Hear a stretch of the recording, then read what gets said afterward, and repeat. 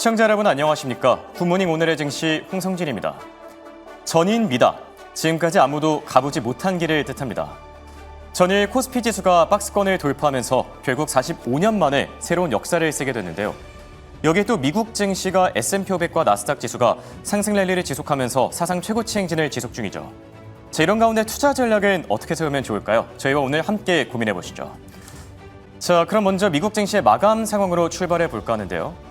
밤사이 미국 증시는 오라클의 폭발적인 실적 모멘텀과 생산자 물가 지수를 주시하면서 움직였는데요. 오라클의 미라클이다라는 얘기가 나올 정도로 대형 호재들이 연달아 나왔지만 이 고점에 대한 부담감 때문인지 증시가 전체적으로 오르기보다는 특정 종목들 중심으로 올랐고요. 때문에 증시 상승 추세도 생각보다는 제한적인 하루였습니다. 다우지수는 0.48% 하락하면서 45,500 아래로 떨어졌고요. S&P 500과 나스닥 지수는 나란히 신고가를 경신했는데요. S&P 500 지수는 0.3%, 나스닥 지수는 강보합권에서 거래를 마쳤습니다. 자, 아무튼 다음 장을 통해서 채권과 외환 시장의 분위기도 같이 살펴볼까요? 밤사이 미국의 국채 금리는 CPI 발표를 하루 앞두고 다시 약세로 돌아섰는데요. 간밤에 PPI와 10년물 국채 입찰이라는 이벤트가 있었죠. 우선 PPI가 예상보다 낮게 나오면서 국채 금리를 하락 전환시켰고요. 여기에 또 10년물 국채 입찰까지 진행됐는데 지금 보면 응찰률이 5개월 만에 최고 수준을 기록하고 있다고 하죠. 이렇게 시장의 걱정과는 다르게 잘 진행되면서 추가적인 압력을 가한 상태고요. 그리고 달러 인덱스도 PPI가 발표된 이후에 살짝 하락하다가 지금은 다시 상승으로 돌아선 상태인데요. 달러 인덱스는 현재 97.82에서 거래되고 있고요. 또 역외 시장에서 원달러율 1,388원대에서 거래 중입니다. 그럼 밤사이 외신들이 주목했던 키워드들도 같이 살펴볼까요? 자, 오늘의 빅마우스입니다.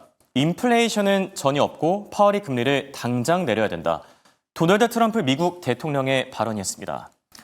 자, PPI가 발표된 직후에 마치 기다렸다는 듯이 바로 SNS에 글을 올렸는데요.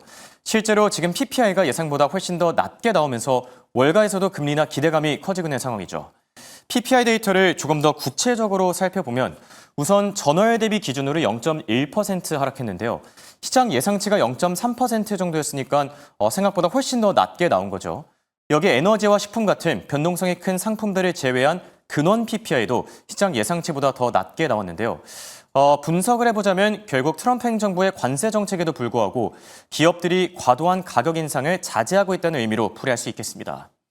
자, 그리고 밤사이 지금 이 관세와 관련된 소식이 하나 더 들려왔는데요.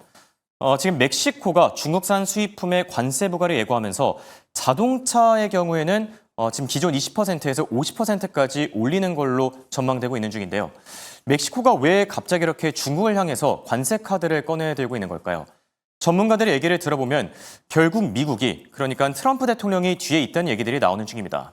중국과의 교역 관계를 제한하도록 미국이 이 멕시코를 압박하고 있다는 얘기인 건데 당분간 미중 갈등도 계속해서 도마 위에 오를 수밖에 없을 듯합니다. 자, 이렇게 매크로 이슈들에 대해 간단히 체크해봤고요. 앞서 오라클의 미라클이다라는 얘기를 했었죠. 오라클과 관련된 자세한 스토리 이번엔 김현수 아나운서와 확인해 보시죠. 네, 간밤 미증시 종목 단으로는 어떤 흐름을 보였을까요? 전체적인 흐름 짚어보고 오라클에 대한 미라클 소식도 알아보겠습니다. 오늘 M7 기업들은 전반적으로 혼조세를 나타내고 있습니다. 앞서 3대 지수 확인을 하고 오셨죠. 나스닥과 S&P 500 지수는 나란히 신고가를 경신하고 있지만 다우 지수는 소폭의 하락세를 면치 못했습니다. 이 안에서 기술주 가운데서는 다우의 하락을 주도했던 건 역시나 애플이었습니다. 어젯밤에 아이폰 17 시리즈가 공개가 됐죠. 여기에 대해서 혁신이 좀 부족하다. 그러니까 새로운 AI 기술이 없다라는 이야기가 들려오면서 전반적으로 실망감이 맴돌았기 때문에 매물이 출회되는 모습을 보여줬고요. 반면 오라클의 미라클 덕분인지 반도체주는 선방을 한 하루였습니다. 엔비디아를 필두로 해서 브로드컴, 마이크론까지 동시에 세 종목 모두 올랐다라는 점도 확인하겠습니다. 그럼 다음 판 히트맵 통해서 전반적인 분위기도 함께 열어보시죠. 네, 오늘 간밤의 히트맵 상황입니다. 정말 한눈에 봐도 혼조세가 두드러진다라는 모습을 확인하실 수가 있는데요. 애플을 포함한 아마존과 메타 같은 경우는 내렸고요. 마이크로소프트와 엔비디아 그리고 브로드컴까지 반도체주는 오른 하루였습니다. 반도체의 강세로 나스닥과 함께 S&P 500 지수가 나란히 오른 하루였는데요. 11개 업종 중에서 6개가 상승하고 5개가 내렸기 때문에 전반적인 상승세에도 불구하고 희비가 나란히 갈린 하루였습니다. PPI 지표가 나왔죠. 물가를 흡수했다 있다라는 게 나오면서 기업들이 가지고 있는 이익이 줄어드는 게 아니냐라는 우려감과 함께 금리 인하에 대한 기대감은 여전히 이어지고 있습니다. 여기에 더해서 오라클의 실적 전망 효과가 오늘까지도 훈풍을 더하고 있습니다. AI 관련주들이 전반적인 급등세를 보였다라는 점도 확인하시면 좋을 것 같은데요. 자세한 이야기는 잠시 뒤 브리핑 통해서 짚어보도록 하고요. 오라클이 끌어올리고 있는 건 역시나 AI 관련 소식들입니다. 바클레이즈부터 월가의 의견 한번 체크해 볼까요? AI 주들을 필두로 바클레이즈부터 웰스파고, 도이치뱅크까지 연말 S&P 500 지수의 상향 조정을 하고 있는데요. 바클레이즈 같은 경우에는 6,450포인트까지 상향 조정을 하고 있고요. 웰스파고는 6,650포인트까지 상향 조정하고 있습니다. 여기에 더해서 도이치뱅크와 함께 JP 모건 같은 경우에는 7,000포인트까지 갈 수 있다라고 이야기를 하는데 7,000포인트까지 가려면 연말까지 7%가량 상승이 있어야 한다는 점도 참고하시면 좋을 것 같네요. 그럼 다음 판통에서 오라클의 소식 업데이트 해보시죠. 어제 시간 외에서 20% 넘게 급등한 이후로 투자자들이 약간 더 궁금했을 건 이겁니다. 정말 정규장이 시작되었을 때도 이 상승세를 이어갈까? 오늘 이렇게 열어보니까 오라클 같은 경우 어제 시간 외에 이어서 오늘은 조금 더 올랐습니다. 장중에는 40% 넘게 급등하기도 했는데 일단 종가 기준으로는 35% 넘는 급등을 보여줬네요. 오늘도 올랐습니다. 일단 어제 시간 외에서 올랐던 이유 다시 한번 복기를 해볼까요? 아마존과 구글, 마이크로소프트까지 멀티 클라우드의 데이터베이스 수익이 전분기 대비해서 1000% 넘게 올랐다라는 이야기를 내놨습니다. 여기에 더해서 지금까지 확보해둔 고객이 앞으로 낼 매출이죠. 여기에 대해서는 이번 분기에만 300%가 넘게 오를 것이다라는 이야기도 간밤 남기기도 했는데요. 조금 더 소식을 업데이트 해볼까요? 오픈 AI에 관한 소식도 나왔습니다. 오픈 AI로부터 3천억 달러에 대한 추가 수주 소식이 나오기도 했고요. AI 관련 인프라 매출이 앞으로 77%가 증가할 것이다라는 전망치까지 내놨다라고 하네요. 오라클 같은 경우에는 M7 기업들에 비해서는 미장이 약간 생소하신 분들은 저게 뭐 하는 기업이지 싶으실 수도 있습니다. 오라클 같은 경우는 업종을 좀 바꾸고 나서 잘 풀리기 시작한 케이스인데요. 원래는 뭘 했던 기업이냐? 원래는 기업용 데이터베이스 소프트웨어, 그러니까 기업을 향해서 소프트웨어 라이선스를 팔거나 아니면 기업을 향한 서버를 납품하던 기업이었는데요. 아무래도 인프라부터 데이터베이스, AI가 좀 확산이 빨라지니까 오라클도 빠르게 기업을 전환했습니다. 바로 어디로? 클라우드 기업으로 전환을 한 건데요. 지금 현재는 OCI라는 프로그램을 통한 OCI 중심의 클라우드를 영위하고 있는 기업입니다. 그러니까 좀 쉽게 말하면 기업들에게 데이터 센터 인프라를 좀 빌려주는 거죠. 우리의 데이터 센터, 우리의 클라우드를 좀 빌려줄 테니 우리를 통한 인터넷을 사용하도록 할 수 있는 기업이 된 겁니다. 이렇게 발빠르게 기업을 전환한 이후로 오라클은 스타게이트에 바로 참여하는 모습을 보여줍니다. 여기에 더해서 클라우드의 매출도 1년 만에 52%가 증가했다라고 하고요. 앞서 말씀드린 대로 인프라부터 데이터베이스 매출까지 가이던스가 전반적으로 모두 줄줄이 상향되고 있습니다. 이렇게 AI 관련 훈풍을 이어가고 있는 오라클, 이 안에서 우리의 중심은, 투자 중심은 어떻게 잡아봐야 할지 지금 바로 함께 고민해 보시죠. 글로벌 증시의 핫한 이슈들 그리고 핫한 종목들을 통해서 투자 전략 세워보는 굿모닝 라이브 시간입니다. 도움 말씀에 송범선 썬투자실장과 함께합니다. 안녕하십니까? 안녕하십니까? 오늘 미국 증시는 혼조세로 거래를 마쳤는데요. 한 줄 평 남겨주신다면 어떻게 보십니까? 네, PPI 발표 속에 오라클 투심이 시장을 살렸다 이렇게 좀 보겠습니다. 예. 네, 지금 PPI가 예상치를 밑돌았죠. 그렇죠. 그러면서 지금 깜짝 하락한 점이 있는데요. 그런 가운데서도 이 인플레이션이 좀 어느 정도 누그러졌고 네. 이런 점들이 증시 활기를 좀 보태고 있는데 또 여기에 더불어서 이제 오라클이 사실 어제 실적이 나왔는데 어제는 그렇죠. 좋지 않게 나왔다고 했는데 이 시간외로 많이 오르고 오늘 장중에서 굉장히 또 큰 폭의 상승이 나타나면서 오라클이 시장을 어느 정도 지탱을 했다 이렇게 좀 볼 수 있겠습니다. 네. 그래서 사실 오라클을 제외한다고 한다면은 희비가 좀 엇갈리는 종목마다 다 좋았던 건 아니기 때문에 그런 점도 있었는데 그래도 이런 점들이 또 강한 하나의 종목이 하나의 시장을 이끌었다 이렇게 좀 볼 수 있겠고요. 네. 지금 전반적으로는 나쁘지 않은 상황으로 가고 있습니다. 그래서 장중에 좀 나스닥이라던가 다우도 좀 하락하기도 하고 했는데 네. 그래도 지금 하락하기도 했지만 큰 폭의 하락은 아니고 약 보합권 정도로 나타났었기 때문에 네. 지금의 투심은 나쁘지 않다 이렇게 좀 종합적으로 보겠습니다. 네. 그리고 실제로 나스닥 같은 경우에는 상승 전환되기도 했으니까요. 네. 투심 자체가 말씀해주신 대로 좀 좋은 것 같은데 첫 번째 핫 이슈로 PPI를 꼽아주셨어요. 앞서도 깜짝 PPI다, 깜짝 하락했다 이런 표현들을 써주셨는데 PPI 어떻게 보셨죠? 그렇죠. PPI가 예상치는 0.3%가량이 나왔었는데 네. 0.1%가량 하회하는 이런 상황이 되겠죠. 기대치보다 어쨌든 낮은 거니까 물가잖아요. 이게 PPI가 생산자 물가 지수이기 때문에 생산 물가가 낮다는 거는 어쨌든 좋은 겁니다. 그래서 우리가 이제 물가 인플레이션 때문에 계속해서 파월이 못 올리겠다, 못 내리겠다. 예.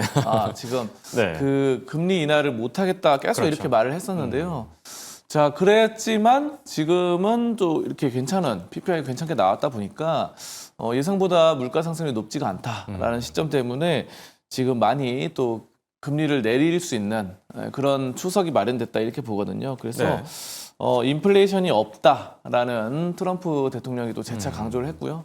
파월이 금리를 인하해야 된다라고 또다시 한번 못을 박았습니다. 그래서 이런 점들에 따라서 계속해서 이번 9월 금리 인하는 거의 기정사실화 됐다 이렇게 좀 보도록 하겠습니다. 네. 지금 얘기가 나와서 그런데 방금 전에 9월 금리 인하 거의 기정사실화 됐다라고 얘기해 주셨어요. 실제로 지금 CME 페드워치에서 9월 금리 인하 가능성 뭐 100%에 달하고 지금 뭐 25bp가 한 90 몇 % 정도, 그리고 50bp, B컷 금리 인하가 한 8% 정도로 집계되고 있는데 이 부분은 어떻게 보시죠? B컷이 실제로 단행될 가능성이 있을까요? 그렇죠. 원래는 이제 파월이 워낙에 강경하게 네. 금리를 안 하려고 인하를 안 하려고 예전부터 해왔다 보니까 네.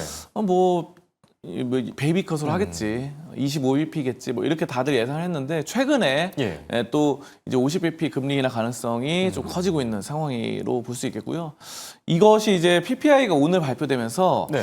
예상치보다 물가가 높게 오르지 않는다라는 점이 오히려 또 B컷에 대한 그 가능성을 더 부풀려 줄 수 있다 이렇게 좀 네. 봅니다. 그러니까 그동안 파월이 인플레이션 때문에 자꾸 금리 인하를 안 하려고 했던 거기 때문에 이제는 이 정도면은 금리 인하 크게 좀 해도 괜찮겠다라는 그런 심리적인 부분들이 나오거든요. 그래서 어쨌든 지금 50bp에 대한 그 가능성이 커지고 있고 하지만 아직까지는 또 8%이다 보니까 네. 이제 얼마 안 남았죠. 그래서 다음 주면 당장 이제 다음 주죠. 네, 다음 예. 주면 하게 되기 때문에 이런 점도 봤을 때는 아직 가능성은 크지는 않다. 하지만 또 오늘 밤에 네. 또 나오는 맞습니다. CPI, 예. 또 CPI가 만약에 또 서프라이즈로 나온다라고 네. 하면 또 달라질 수도 근데 있겠죠. PPI처럼 또 안 좋게, 그러니까 예. 월 기대치보다 낮게 나온다고 네, 아마 한다면은, 이해했을 겁니다. 네, 그러면은 뭐 물가가 뭐 많이 오르지 않는다, 오히려 떨어진다, 뭐 이런 식으로 나온다고 한다면은 또 이게 또 높아지지 않을까. 그렇죠. 네, 이렇게 좀 보고 있습니다. 네. 맞습니다. 이제 오늘 밤에는 CPI가 발표가 되죠. 말씀해 주신 것처럼 CPI마저 서프라이즈로 나올 경우에, 그러니까 예상치보다 훨씬 더 낮게 나오면은 B컷 기대감이 8%에서 뭐 두 자릿수로 다시 올라가지 않을까 생각이 들기도 하고요. 그리고 지금 연준에서 노이즈가 계속 들리고 있어요. 트럼프 대통령이 리사 쿡과 관련된 판결에 항소를 했다고 하는데 이건 어떤 내용이죠? 그렇죠. 리그 연준과 계속해서 마찰이 있다 보니까 네. 리사 쿡을 이제 해임하겠다 예전에 이런 말을 했었고, 근데 리사 쿡이 이제 해임할 수 없다, 예. 나는 뭐 물러날 수 없다 하면서 계속해서 법적으로 소송이 그렇죠. 걸리는 거고 또 거기에 대해서 항소가 되고 이렇게 되는 거죠. 그래서 지금 리사 쿡과 관련해서도 지금 파월과도 마찰이 있었지만 사실 뭐 연준 이사들과 많은 또 마찰이 있었기 때문에, 그러니까 트럼프가 파월도 너 나가라 이렇게 하는 것처럼 리사 쿡에 대해서도 이사직을 그만두라고 자꾸 압박을 넣었었죠. 네. 그러면서 그런 점들이 있고요.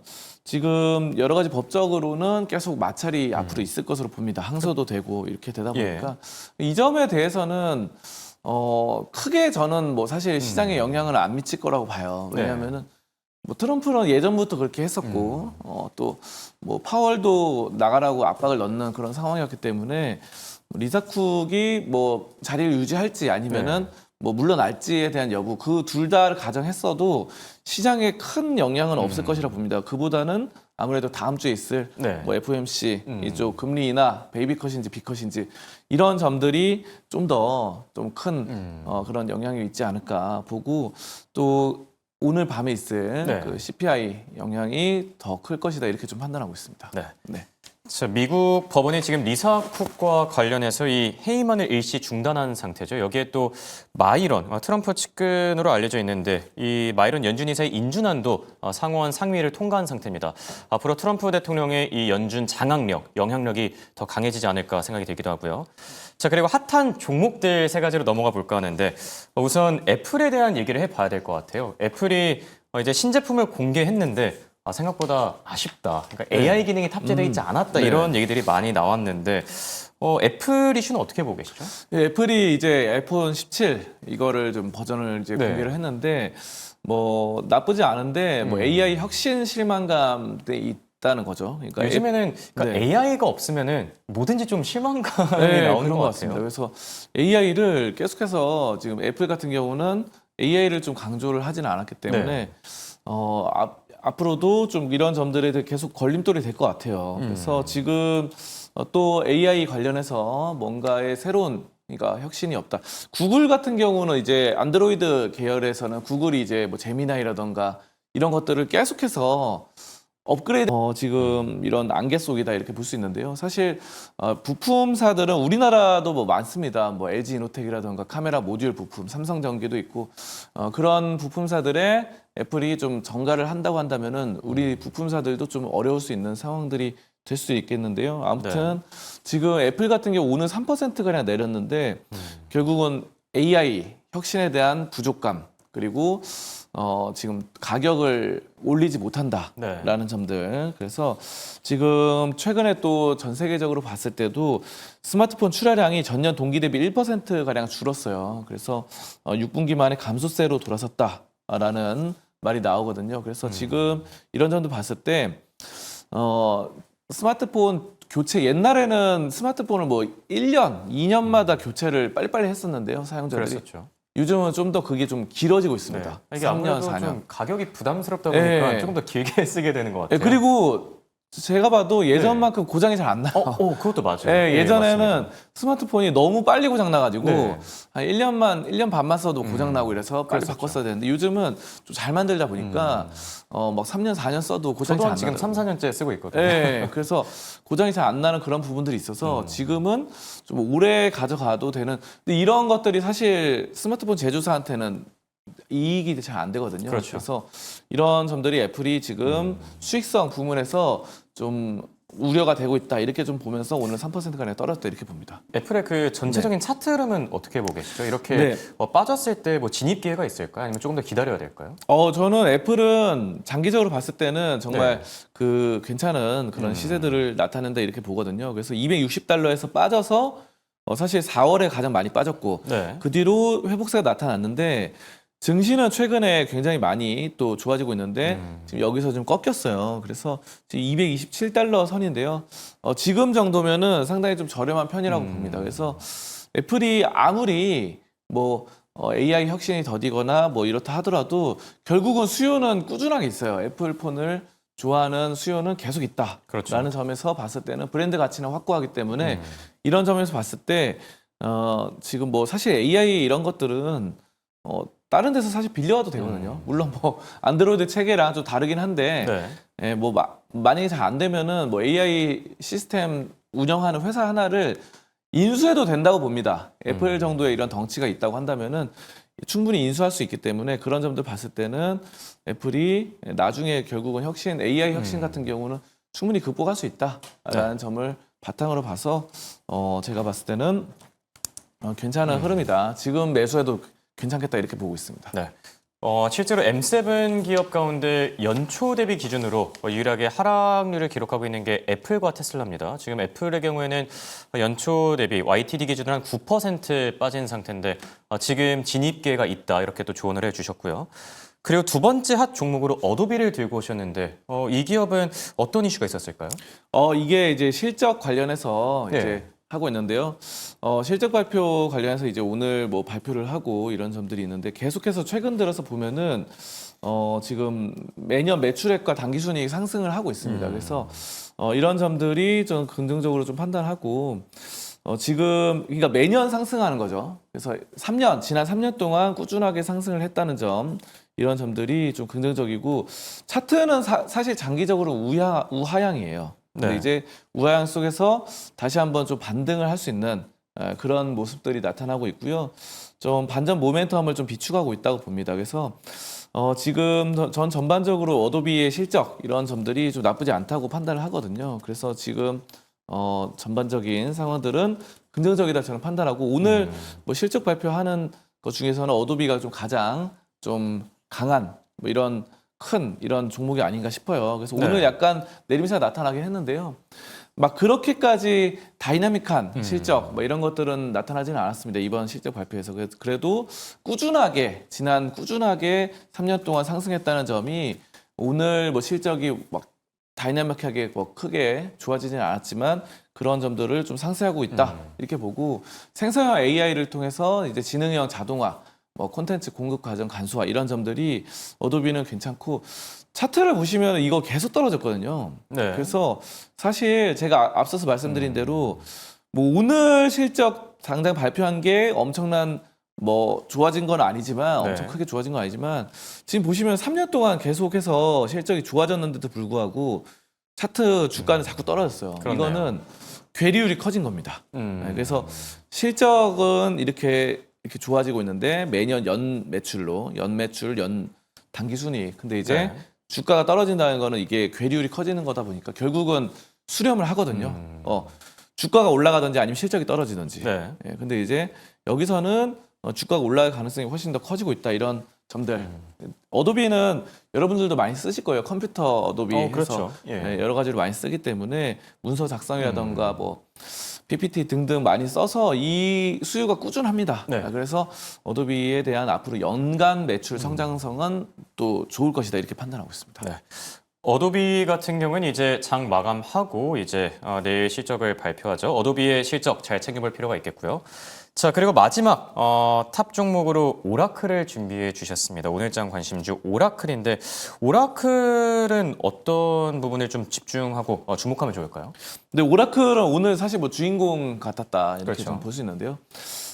지금 실적이 어제 좀 나왔었는데 2분기 실적이 예상치보다는 하회했어요. 그런데 클라우드 성장 전망이 굉장히 큽니다. 자, 그래가지고 클라우드 수주 잔고가 전년 동기 대비 359% 폭증했어요. 그래서 상당히 좀 크게 올랐고 오라클의 수주 잔고가 이제 2배 정도 증가할 것으로 예상했는데 그것보다도 훨씬 뛰어넘었다. 뭐 3배, 4배 이렇게 올라간 거죠. 그래서 AI 쪽으로 좀 잘 되고 있다라는 측면이고요. 클라우드는 사실 뭐 굉장히 중요합니다. AI 데이터 센터가 인터넷상에 있는 것과 마찬가지이기 때문에 그런 점에서 오라클이 계속해서 좀 발전을 해 나가고 있다는 점이고요.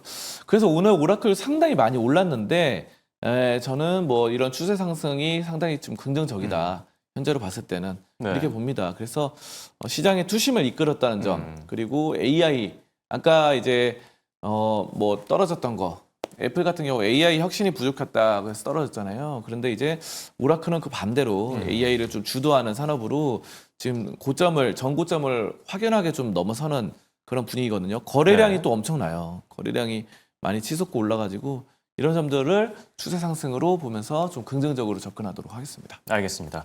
자, 이렇게 오라클에 대한 투자인까지 들어봤고요. 지금까지 도움 말씀의 송범선 썬투자 실장과 함께했습니다. 감사합니다. 감사합니다.